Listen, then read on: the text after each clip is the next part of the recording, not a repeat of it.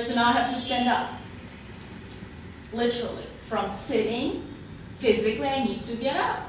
I need to move. Yes, I can send an email, but most likely he'll ignore me because he doesn't know what the email is about, right? So you'll be pushed away. It will take several tries because initially you assume that back seat, I call it back seat, like in the car. You're not the driver. You're the back seat passenger. You go with the flow. Because oftentimes you say, there's no way I can get there. You've already decided that you are not good enough to be the driver. Right? So then you're in the back seat. Back seat, what happens? You don't get to choose where you're going. Yeah, you can talk to the driver, whatever it is, right? But the ultimate decision is theirs.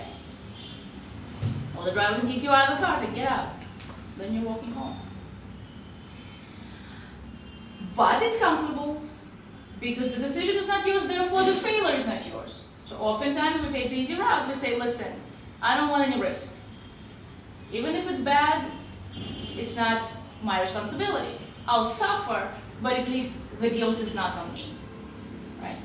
So to switch into the driver's seat, it takes guts, right? So now you're like, uh-oh, my mistake is mine. It's not his or anybody's, right? And if the passengers in the back are making noise or distracting me, the car accident will be my fault. So I take full responsibility by getting behind the wheel that I'll take care of me, my safety, if I have passengers, and everyone around crossing the street and so on, right? I guess it's very relevant in India. Those rules are not meant to be followed.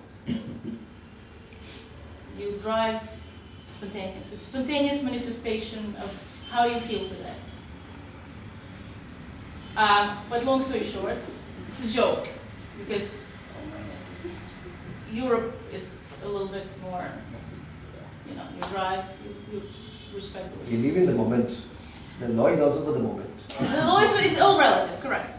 So I feel like it, I don't feel like it, right? I'm upset, screw you. I'm hitting gas, I'm going. You don't like it, get out, right? And we will go through this, right? So, so going back, I switch into the driver's seat, I take responsibility. It has to then measure up to my level of confidence. Am I good enough of a driver? Do I have experience? What if I get into an accident? What if my car breaks down? Unforeseen circumstances of any kind. What if I run out of gas when I'm on the highway, far away from the city?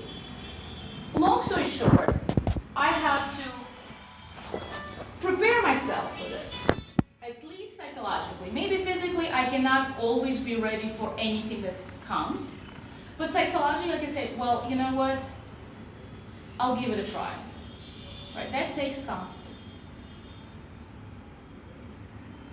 Then you'll say, listen, I want to get better at it. And I want a better car and this and this. So then you take it to the next step.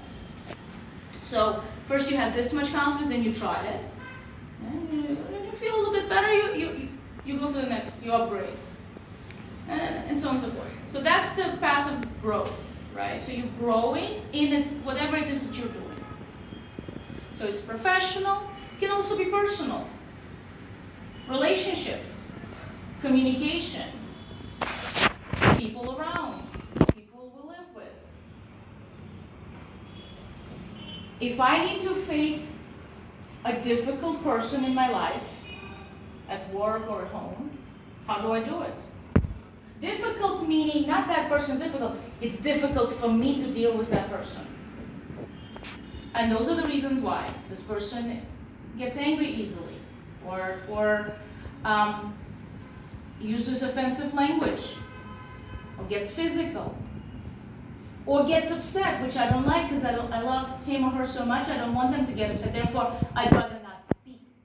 I'll just leave it, right? So in many techniques in meditation, we're taught, just let it go.